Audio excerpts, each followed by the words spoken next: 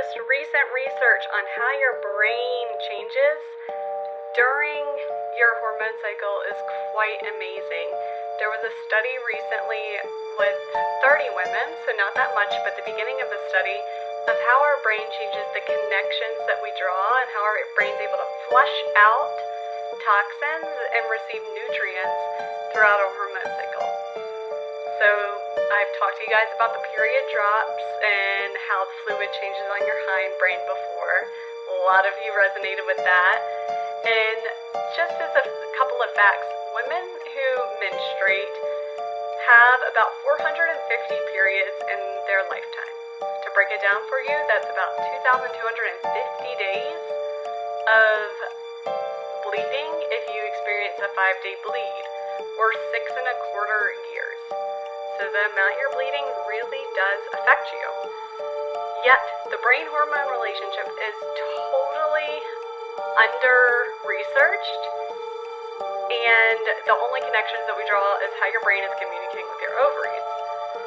So just before you ovulate, right in your mid-cycle, day 14, there is actually an uptake in connections between the white matter of your brain, which is delivering and connecting information, and the gray matter of your brain that's in between the white matter. And then about mid-luteal phase, so later in your cycle, like PMS time, there's a decrease in the cerebrospinal fluid. So that's the fluid that is in your brain that goes all between the ventricles all the way down through your spine. The cerebrospinal fluid is responsible for delivering nutrients to your brain and flushing out impurities. So PMS could be due to multiple things, not just a hormone imbalance, right? So when you're taking hormonal birth control, it's likely that these changes in your brain are totally blunted or decreased. So you're losing not only that uptick of testosterone that can happen before your ovulation, but which motivation, muscle mass, etc. With testosterone, you're also losing that increase in connection to help your brain function faster, right?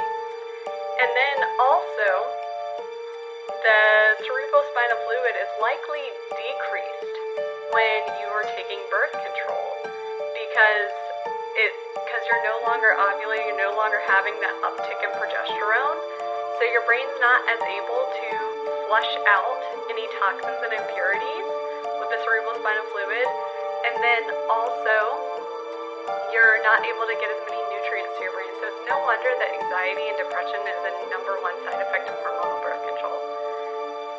So we're in the 6th decade past the women's liberation movement, right? The 6 decades.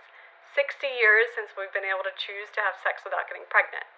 The issue is not necessarily in birth control itself to prevent pregnancy. It's the fact that it's passed out like candy without a disclosure of the side effects by your doctor or options such as fertility awareness method. If you are wanting more information on this, I'm offering an online class about birth control, your options, the side effects of birth control, and how to practice avoiding or getting pregnant naturally. And also what you can do about the side effects of taking birth control. That's going to be available online next month, and if you're interested, just DM me. Talk to you guys soon.